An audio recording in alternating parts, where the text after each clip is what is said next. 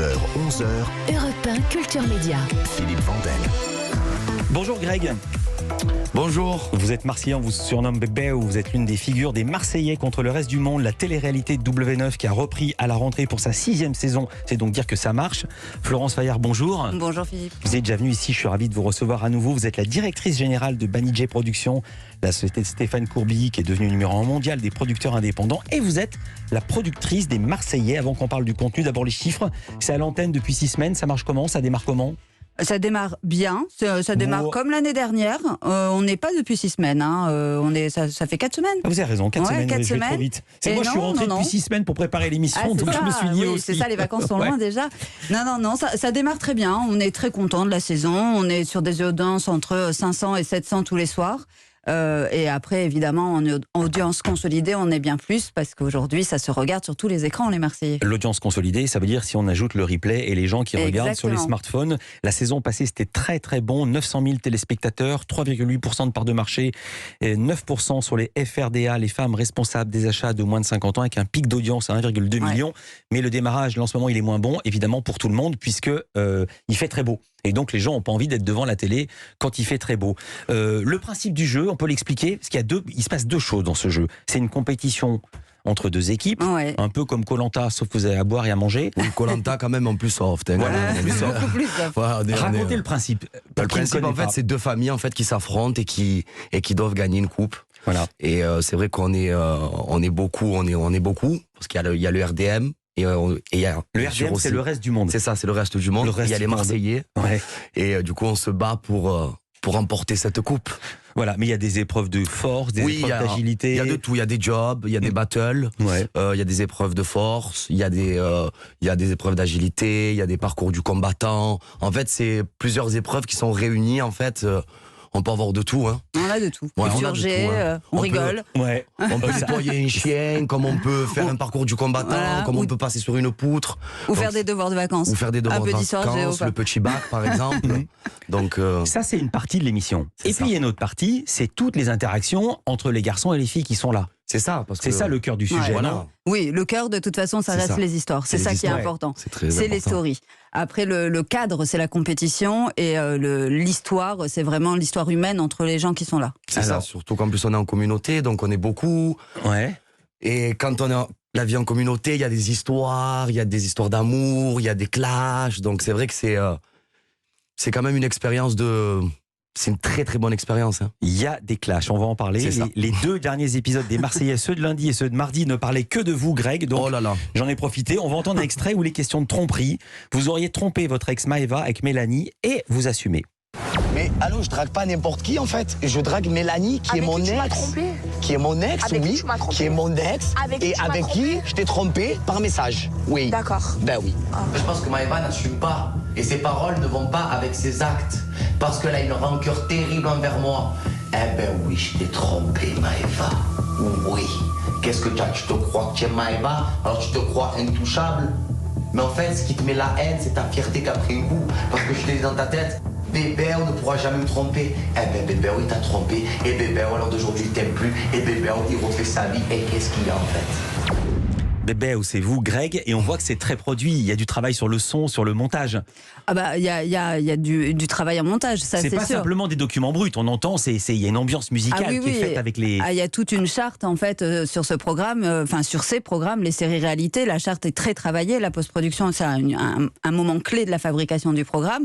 Et effectivement, on accompagne avec des codes empruntés un peu à la fiction, c'est-à-dire effectivement la musique, le rythme, les effets sonores, etc. Donc tout ça, ça accompagne le rythme du storytelling aussi. Il y a des cliffs, intermédiaires, etc. Cliffs, c'est des cliffhangers, c'est des moments où on a envie de savoir ce qui va se passer. Exactement, des moments de suspense qui sont en milieu, en plusieurs endroits d'épisodes. Et évidemment, un moment de suspense à la fin, c'est construit, oui. Et j'ai découvert en préparant cet entretien quelque chose que j'ignorais, que vous avez révélé aux Parisiens récemment, que les candidats, vous avez un jour de repos hebdomadaire, mais pendant le jour de repos, ils n'ont pas le droit de régler leurs problèmes. Ah oui, vous leur avez une nounou qui les chaperonne, racontez. Oui, c'est ça en fait.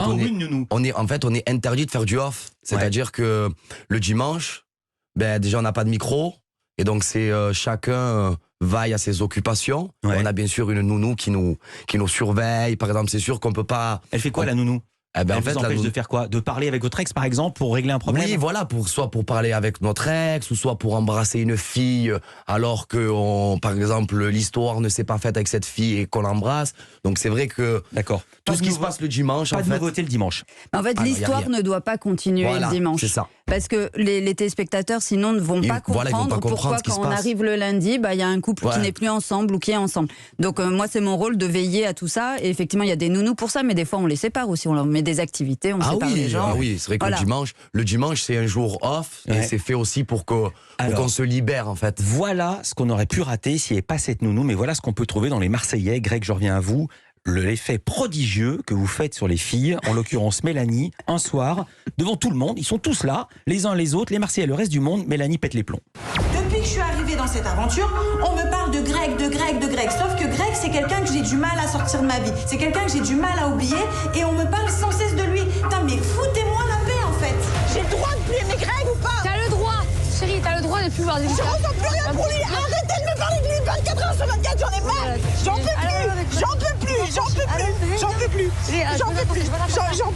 Comme ça, mais arrête un peu. Vous êtes tout le temps en train de dire. Depuis qu'il est arrivé, c'est ça. Depuis ici, c'est si je m'en bats les de Greg, c'est bon? Je m'en fous. Pourquoi tu pleures, bébé? Pourquoi tu pleures? Est-ce que vous vous rendez folle? Elle devient complètement folle. Je précise que ça s'est arrangé. Vous en rajoutez ou elle est vraiment dingo à ce point? Non, elle est... Elle et d'autres, hein. J'ai pris cette séquence-là parce que vous étiez là, mais elle n'est pas la seule à pousser des cris. Non, je pense qu'elle est comme ça, Mélanie. Mélanie, elle est naturelle et c'est vrai qu'aussi, nous on est là, on n'est pas des acteurs, donc ce qu'on ressent, toutes nos émotions, en tournage, c'est vrai qu'il y a tout qui ressort. Ouais. Donc quand je la vois comme ça, rien que je entends, ça me fait un petit peu de peine quand même, parce que je me dis que... Mais tout ça, c'est très sincère. C'est-à-dire que c'est des sentiments qu'on ressent comme dans la vraie vie. Et effectivement, ce jour-là, pour elle, c'est difficile de revoir Greg parce qu'elle l'avait pas vu depuis longtemps et que leur histoire était un peu lourde derrière. Ouais, c'est vrai que donc c'est très sincère. Pardon de dire ça, j'ai vécu, mais j'ai jamais vu une fille s'énerver comme ça devant 10 personnes. Ce qui est le cas. En fait, quand on est en tournage, les émotions se décuplent. En fait, c'est un truc de malade. C'est-à-dire qu'on peut passer de la rigolade à pleurer, après à chanter, à danser. Donc c'est vrai que les émotions, en fait, c'est un truc de malade parce qu'il y a tout qui... Voilà, c'est comme une cocotte minute, en fait. Ça monte. Je vais rassurer tout le monde. Mélanie, ça s'est arrangé entre vous deux. Oui. Vous êtes ensemble, si je suis bien informé. Ah, bravo, Philippe. Mais oui, c'est Alice Foss qui travaille avec moi, qui m'a informé de tout. J'ai la liste de vos ex, vous allez voir, on va en parler. Culture Média. Culture Média continue. On est avec Greg et Florence Fayard. À tout de suite. 9h, 11h. Europe 1 Culture Média. Philippe Vandel. Nous parlons des Marseillais contre le reste du monde. On entend le générique. C'est le programme de télé-réalité de Double 9 qui a redémarré il y a 4 semaines. On est avec Greg alias Bébé et Florence Fayard, la productrice. Greg, vous êtes évidemment un participant de l'émission. On parlait des colères. Est-ce qu'il y a des candidats qui sont vraiment fâchés à cause de ce qui s'est passé à l'antenne? C'est-à-dire ce qui se passe. Est-ce que c'est des vraies colères ou est-ce qu'après... Ah non, c'est des vrais. En fait, nous ne sommes pas des acteurs. Ouais. C'est-à-dire, on n'a pas un script, on se lève pas avec un script en disant aujourd'hui tu vas faire ça, aujourd'hui tu vas crier, aujourd'hui tu vas. Mais quand on dit vous avez été fâché avec Paga, qui est un autre participant, vous êtes vraiment fâché ou c'est juste de la fâcherie d'opérette, si j'ose dire, pour les caméras? Ah non. Quand je me dispute avec Paga, c'est vraiment on se dispute. Je lui dis mes 4 vérités, on se dit nos 4 vérités, mais après l'amitié est plus fort que tout, donc on va se disputer. C'est sûr, il y a des disputes, il y a du rabibochage, donc c'est ça qui fait que ça marche et qu'on est présent. Après, on n'est pas des acteurs et il y a ma productrice qui est là, qui s'appelle Florence Fayard, bien sûr, et que elle nous scripte rien, quoi. Nous, on se lève le matin, on prend notre micro et on fait notre live.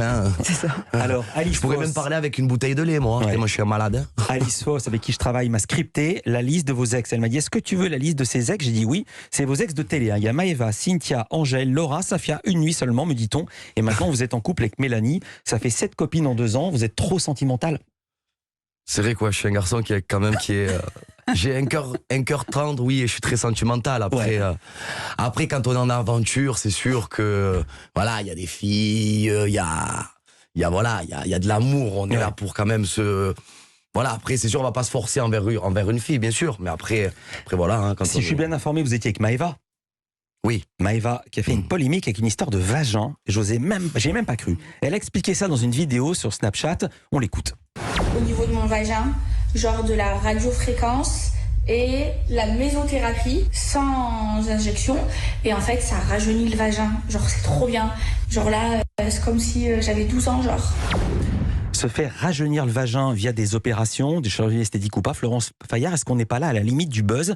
Est-ce qu'on n'envoie pas un message un peu terrible à toutes les jeunes filles? Non, mais là, en fait, elle a fait une erreur. Est-ce qu'elle l'a fait avec votre accord? Non, déjà? pas du tout. Déjà sans mon accord, mais au-delà de ça, elle a fait une erreur dans sa façon de s'exprimer, parce qu'elle n'a pas fait de chirurgie esthétique à ce niveau-là. Parce qu'elle elle avait une brûlure qui était liée à une épilation, et donc elle est allée traiter cette brûlure, sauf qu'elle s'est hyper mal exprimée, que ça a été très mal interprété de l'autre côté. Elle l'a regretté sur les réseaux, elle s'en est excusée et elle a reformulé ce qu'elle voulait dire. Évidemment que ça, je ne cautionne pas, et évidemment qu'ils ont aussi le droit de faire des erreurs. Parce que je vous en parle, ce que vous dites, les Marseillais, c'est le nouveau Hélène et les garçons. On remonte dans les années 80, c'est quand même un peu plus hystérique qu'Hélène et les garçons. C'est plus en prise avec la réalité, et la preuve avec cet exemple. Ah bah non, mais on est plus 2021. Ouais, c'est ça. Voilà. Moi, j'aurais dit on pareil est plus aussi. 2021, c'est la génération aussi qui est un peu comme ça, mais on aborde aussi tous les sujets. La chirurgie esthétique, c'est un sujet qu'on peut aborder. Il y a les pour, il y a les contre, il y a celles qui le pratiquent à outrance, il y a celles qui ne le font pas. Il y a beaucoup de chirurgie esthétique. Il y a beaucoup de chirurgie esthétique. Je rebondis parce que dans une interview, je préparais cet entretien et vous disiez comment était fait le casting. Vous disiez il n'y a aucun critère physique. Ouais. Mais vous pouvez pas dire ça. Si. Mais tous les gars ont des tablettes de chocolat, ils ont quasiment tous des tatouages et toutes les filles dépassent le 90C ou D. Non, pas toutes. Non, il y a vraiment pas de critères physiques. Il y a aucun critère physique. Après, je pense aussi que c'est générationnel, c'est-à-dire qu'aujourd'hui les tatouages ou la chirurgie esthétique, d'ailleurs la chirurgie esthétique est peut-être aujourd'hui ce qu'étaient les tatouages hier, c'est-à-dire une façon de se customiser, de se différencier ou de ressembler à, mais c'est générationnel, c'est-à-dire que c'est pas nous qui choisissons des gens qui veulent ou qui ont fait de la chirurgie. Et surtout qu'on est en 2021, donc c'est sûr qu'on n'est pas aux States, en France, bien sûr, mais après comme elle a dit Flo, on n'a pas de critères physiques. Non, mais c'est vrai, il n'y a pas de critères physiques. Pourquoi je souris? Parce que j'allais poser ma question suivante et à Florence Fayard, donc j'apprends qu'elle s'appelle Flo. Ma question était la suivante. Moi, c'est ma Flo. Est-ce que vous êtes sur place pendant les tournages ou est-ce que vous êtes comme beaucoup de producteurs à Paris dans un bureau? Alors ça dépend des tournages. Parfois vous y êtes. Oui, j'ai une très bonne équipe qui est avec moi, donc ça me permet de ne pas y être tout le temps. Et j'ai un producteur qui s'occupe au quotidien, qui s'appelle Benjamin Giazi, qui fait un travail formidable. Oui, je continue à aller sur les tournages, et notamment le tournage de l'été, c'est mon petit tournage où je suis toujours là avec eux. Voilà, avec ma petite voiturette. Ah ouais. Mais oui, j'aime ça. J'ai besoin, moi, de rester ancrée avec eux. Je veux surtout pas devenir une productrice de bureau. Comment ça se passe, votre vie d'après? Je veux dire, le sens de ma question, j'ai découvert ça en préparant cet entretien. Greg, vous êtes fait cambrioler, agresser, c'était le 28 août dernier, chez vous à Marseille. C'est ça. 2 types cagoulés, armés, gantés. Ils ont 2 Rolex et de l'argent liquide. Ce qui m'a étonné, la raison pour laquelle je vous en parle, c'est que le lendemain, vous en faites une story Instagram, je vous cite, on a eu très peur. Je me dis qu'on a eu de la chance, que ça aurait pu être pire. Avoir une arme pointée sur soi, je ne l'oublierai jamais. Comment vivez-vous avec cette peur? Ben en fait, quand on se dit que ça va jamais nous arriver, parce que c'est vrai que je regardais beaucoup les 90 minutes enquête et les trucs sur tension, voilà, etc. Et en fait, c'est vrai que c'est quand même c'est quelque chose qui restera gravé à vie pour moi, parce que on se rend pas compte, on réalise pas. Mais pourquoi avoir médiatisé ce fait-là, cette peur-là? Ben en fait, je l'ai pas médiatisé, en fait, c'est que si vous faites une déclaration sur Instagram, c'est médiatisé. Ben oui, parce que je vais vous finir. Moi, je voulais pas en parler de ça, et le problème, c'est que c'est la Provence qui l'a sorti, en fait.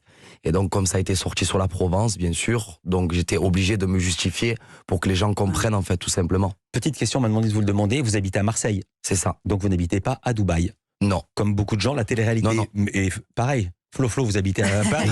Vous n'habitez pas à Dubaï. Paris. Merci beaucoup, Greg, bébé, ou Finito Pipo, comme vous dites. Vous pouvez me le dire? Finito Pipo. Merci Florence Fayard, vous êtes la directrice générale de Banijay. Et là, on entend votre tube Fly. C'est ça. 16 millions de vues sur YouTube, c'est juste complètement dingue. Merci d'avoir été avec nous en direct dans Culture Média. Merci beaucoup, Philippe.